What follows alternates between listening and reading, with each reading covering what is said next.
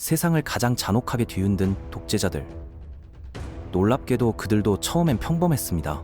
무솔리니는 열혈 사회주의자였고 히틀러는 그저 화가가 되고 싶어 하던 청년이었죠. 그런데 어떻게 이들이 피와 폭력으로 세상을 불태운 괴물이 되었을까요?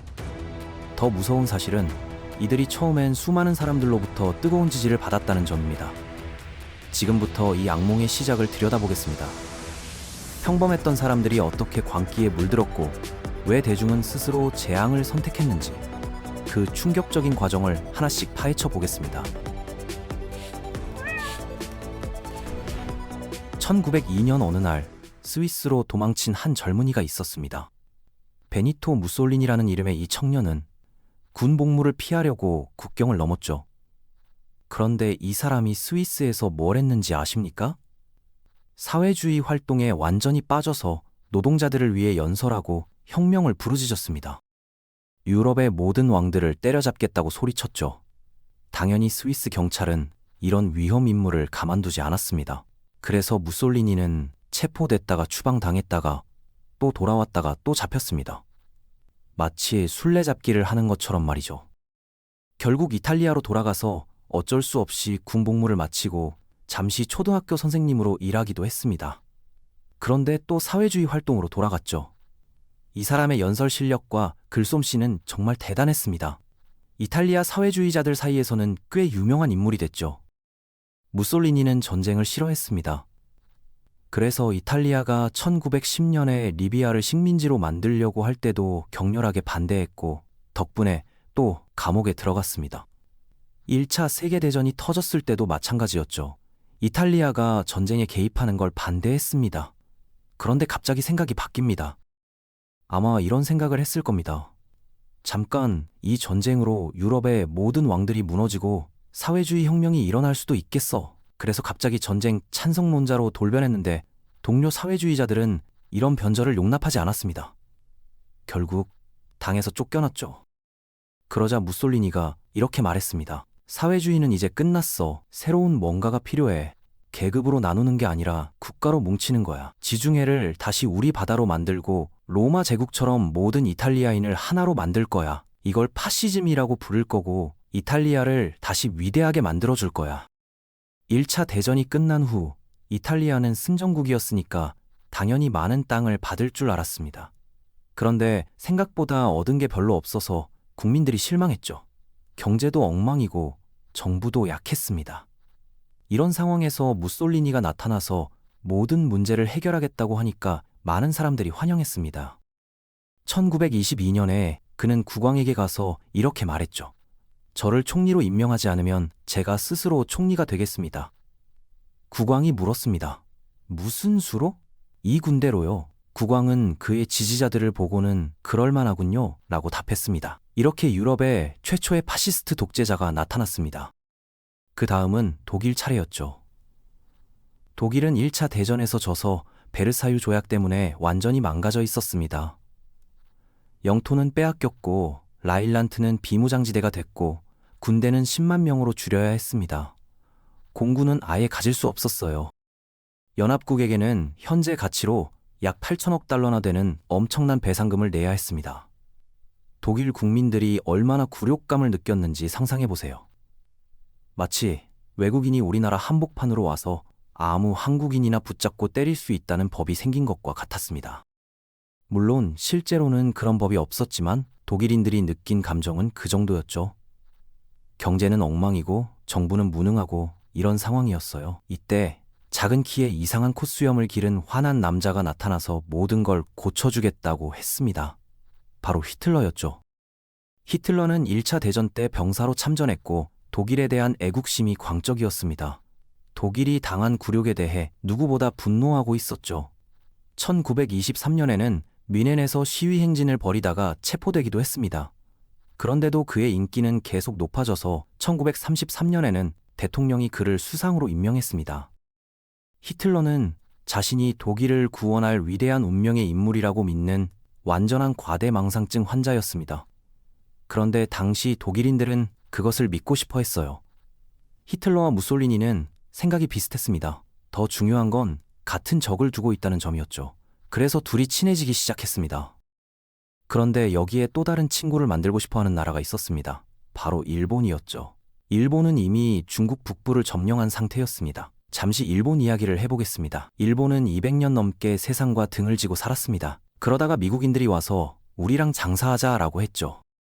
그 뒤로 서구 열강들이 불평등한 조약들을 강요했고 당연히 일본 경제는 폭락했습니다. 게다가 일본에는 천연자원이 거의 없었어요. 그래서 밖으로 나가서 가져오기로 결심했죠.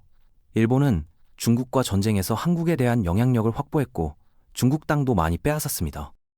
그런데 유럽 국가들이 와서 야 그만해 라고 했습니다. 일본으로서는 유럽 국가들을 어쩔 수 없었으니까 알겠어 집에 가겠어 라고 했죠. 그런데 잠깐 뭔가 이상했습니다. 유럽 국가들은 중국이 약해진 틈을 타서 자기들끼리 영향권을 나누고 있었거든요. 일본이 따졌습니다. 내가 중국을 이렇게 만든 건데 우리도 안다. 그런데 너희는 나한테 아무것도 못 가져가게 했잖아. 맞다. 좀 불공평한 거 아니야? 우리는 그렇게 생각 안 하는데? 그러고는 가버렸습니다. 일본은 열받아서 러시아와 전쟁을 벌여 이겼고 모든 사람을 놀라게 했죠. 그리고 한국을 완전히 합병했지만 거기서 멈추지 않았습니다. 1차 대전 때는 아시아에 있던 독일 식민지들을 차지했습니다. 그러다가 만주에서 일본 기차가 폭파되는 사건이 일어났는데 아마 일본군이 조작한 것 같았습니다. 이걸 핑계로 만주 전체를 점령해버렸죠. 이제 상황을 정리해보면 나치 독일, 파시스트 이탈리아, 그리고 일본 제국이 있었습니다. 셋 다 자기들이 인종적으로 우월하다고 믿었어요. 셋 다 연합국을 적으로 여겼고 셋 다 군사력을 키우면서 더 많은 영토를 원했습니다. 이건 정말 위험한 조합이었죠. 히틀러는 베르사유 조약이 정말 싫었습니다. 이제 이 조약을 무시할 준비가 됐다고 생각했죠. 조약을 완전히 위반해서 공군을 만들기 시작했어요. 징병제를 시작하고 군대를 대대적으로 늘리기 시작했습니다. 연합국은 아무것도 하지 않았습니다. 그저 지켜보기만 했어요. 그 다음에는 비무장지대였던 라인란트에 군대를 다시 보냈습니다. 만약 연합군이 오면 즉시 후퇴하라는 명령과 함께 말이죠. 그런데 연합군은 역시 아무것도 하지 않았습니다. 이때 연합군이 조금이라도 강하게 나왔다면 히틀러의 계획은 거기서 끝났을 수도 있어요. 군대가 강해지자 히틀러는 계획을 다음 단계로 진행했습니다. 그는 아리아인 인구를 급격히 늘리고 싶었고 그러려면 레벤스라움이 필요했습니다. 간단히 말해서 세계 정복이 목표였는데 일단은 유럽의 좋은 부분들부터 차지하려고 했죠. 히틀러가 주변 나라들을 노리기 시작했어요. 연합국도 드디어 걱정하기 시작했습니다. 그래서 그들은 유화 정책이라는 완전 쓸모없는 외교 전략을 펼쳤습니다. 이게 어떻게 진행됐는지 보시죠. 히틀러가 나 저거 갖고 싶어 라고 하면 연합국이 안 돼라고 했다가 아 좋아 그거는 가져도 되지만 더 이상은 안 돼라고 했어요. 그러면 히틀러가 또 나 이것도 갖고 싶어 라고 하고 계속 이런 식이었죠. 완전히 어린아이를 다루는 방식이었어요. 1938년에 히틀러의 군대는 오스트리서로 쳐들어가서 아무 저항 없이 오스트리아를 집어삼켰습니다. 뿅! 이제 여기는 독일 땅입니다. 그 다음에는 체코슬로바키아의 수데텔란트 지역을 달라고 했습니다. 거기에 독일인들이 많이 살고 있다는 이유였죠. 연합국은 뮌헨에서 히틀러와 회의를 열고 좋아, 네가 원하는 걸 주겠어 라고 했습니다. 이때 체코슬로바키아가 말했어요. 잠깐 내 땅 얘기인데 나도 회의에 참석해야 하는 거 아냐? 라고 했지만 무시당했습니다. 어쨌든 네가 원하는 걸 줄 거야. 정말? 그래. 그냥 이렇게? 물론이지. 조건은 체코슬로바키아 나머지 지역은 침략하지 않겠다고 이 서류에 서명만 하면 돼. 알겠어. 영국으로 돌아간 체인벌린 총리는 서명된 종이를 흔들면서 위기를 넘겼다고 자랑했고 세계 평화가 지속될 거라고 했습니다. 우리는 그의 업적을 기려 체인벌린 동상을 세우고 매년 9월 30일을 체인벌린의 날로 히틀러가 체코슬로바키아 나머지 지역을 침공하고 있어요. 뭐라고? 날 속였군. 뭘 기대했어? 나 히틀러인데. 정말 예측 가능한 배신이었는데도 연합국들은 놀란 척했어요. 무솔리니도 뭔가 하고 싶었습니다. 아직 식민지가 안 된 나라가 어딘가 없을까? 우리 탱크에 맞서 창으로 싸우는 그런 곳? 에티오피아가 있었죠. 오, 완벽해. 그래서 무솔리니는 에티오피아를 집어삼켰습니다. 이탈리아는 또 알바니아도 점령했어요. 그런 다음 일본에서 또 다른 사건이 터졌습니다. 아마 일본이 조작한 것 같은데 마르코폴로 다리에서 일본군과 중국군이 총격전을 벌였습니다. 일본은 이걸 핑계로 중국을 대대적으로 침공하기 시작했죠. 베이징과 상하이를 휩쓸고 양쯔강을 따라 당시 중국 수도인 난징으로 진격했어요. 여기서 중국인들에 대한 일본의 최악의 모습이 드러났죠. 30만 명이 넘는 중국인이 학살당한 난징 대학살이 일어났습니다. 다시 유럽에서는 독일과 이탈리아가 강철 동맹에 서명해서 관계를 공식화했습니다. 히틀러는 이제 폴란드를 노리기 시작했죠. 독일을 둘로 나누는 폴란드 회랑 지역이 정말 마음에 안 들었거든요. 이 시점에서 연합국들도 뭔가 해야 한다고 생각했습니다. 그래서 히틀러에게 폴란드 침공은 전쟁을 의미한다고 경고했죠. 히틀러는 동쪽으로 계속 진격할 계획이었지만 양면 전쟁은 원하지 않았어요.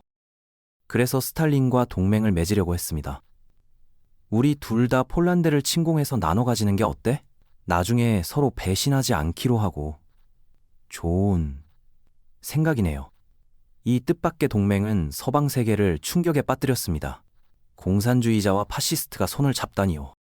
1939년 9월 1일 독일군이 폴란드를 침공했고 영국과 프랑스는 독일의 전쟁을 선포했습니다. 드디어 2차 세계대전이 시작된 거죠. 폴란드는 열심히 싸웠지만 양쪽에서 공격하는 두 강대국을 상대하기에는 역부족이었어요. 그리고 나서 가짜전쟁이라는 이상한 시기가 시작됐습니다. 모두가 아무것도 하지 않는 전쟁이었어요. 프랑스는 자르 지역을 조금 공격하기도 했지만 대부분 수비적 자세를 취했습니다. 잠시 후 그마저도 그만두고 말았어요. 프랑스의 상황을 설명해 드리겠습니다. 프랑스는 아직도 1차 대전 승리에 취해 있었고 별로 변한 게 없었어요. 프랑스군은 여전히 말을 쓰고 있었고 라디오 대신 오토바이로 메시지를 전달했습니다. 사령관들의 명령은 대부분 애매했고 병사들은 거의 통제되지 않았죠. 독일 국경을 따라 방어선을 만들었지만 영국 해협까지는 연장할 생각을 하지 않았습니다. 프랑스군은 독일을 포격할 생각도 없었어요. 보복이 무서웠거든요. 전쟁 중인데도 말이죠. 그들은 적을 공격하기 싫어했습니다. 영국 상황도 별로 좋지 않았어요.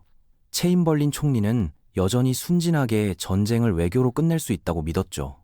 영국 공군은 독일 도시들을 폭격하는 대신 선전 전단지를 뿌렸어요. 어떤 공군 장군은 이게 화장지 공급하는 것밖에 안 된다고 했습니다. 전쟁 중인데 말이죠. 게다가 영국은 프랑스에 고작 20만 명의 병력만 보냈어요. 프랑스가 수백만 명을 동원하는 동안에 말이에요. 영국과 프랑스는 1차 대전을 반복하고 싶지 않았기 때문에 가능한 한 전쟁을 피하려고 했습니다. 그래서 그들은 북쪽 노르웨이 쪽으로 시선을 돌렸습니다. 중립국인 스웨덴이 독일에 철광석을 수출하고 있었는데 역시 중립국인 노르웨이를 통해서였어요.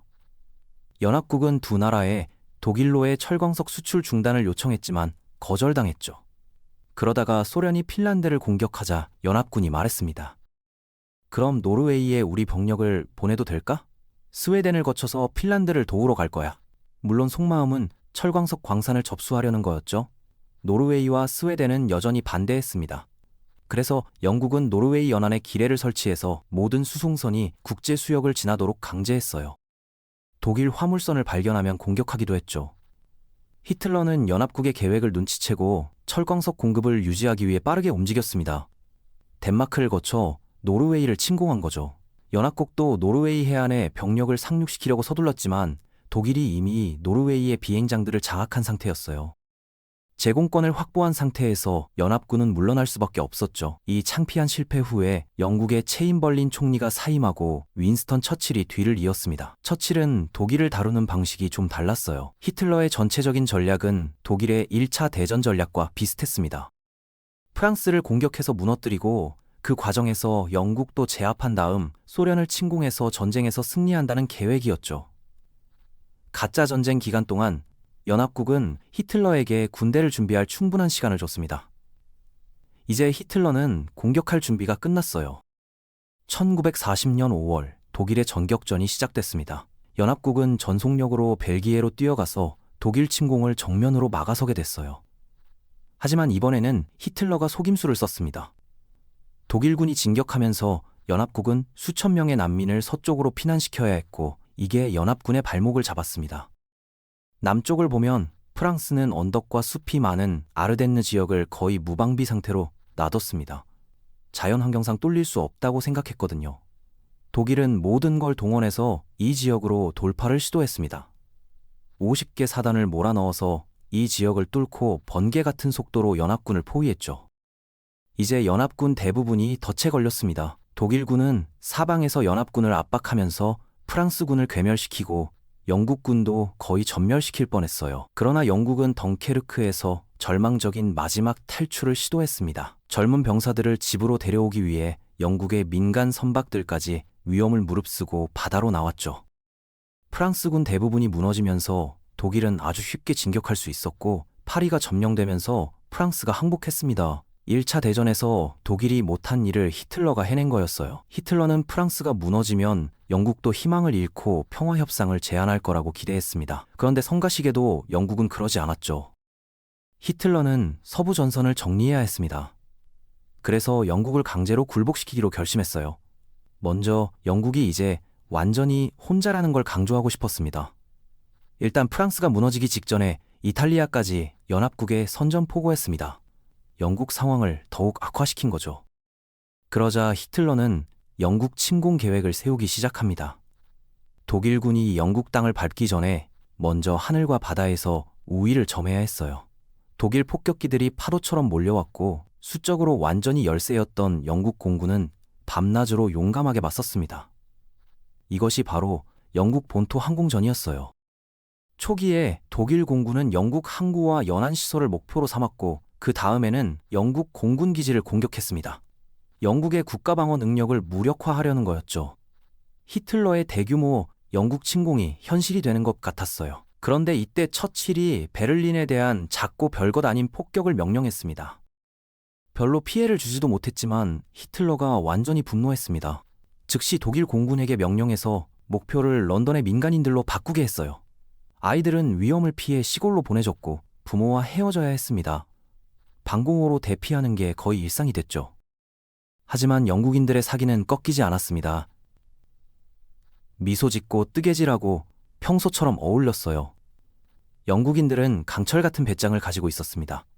런던 시내로 공습 목표가 바뀌면서 영국 공군은 재정비할 시간을 얻게 됐습니다. 히틀러가 제 발등을 찍은 셈이었죠. 마침내 독일 공군이 런던에 대규모 전면 공격을 감행했고, 영국 공군이 성공적으로 막아냈습니다. 많은 독일 항공기를 파괴해서 영국이 제공권을 확고히 장악하게 됐죠. 히틀러의 침공 계획은 연기될 수밖에 없었습니다. 영국은 살아남았고, 이제 전쟁은 완전히 새로운 국면으로 접어들게 됩니다.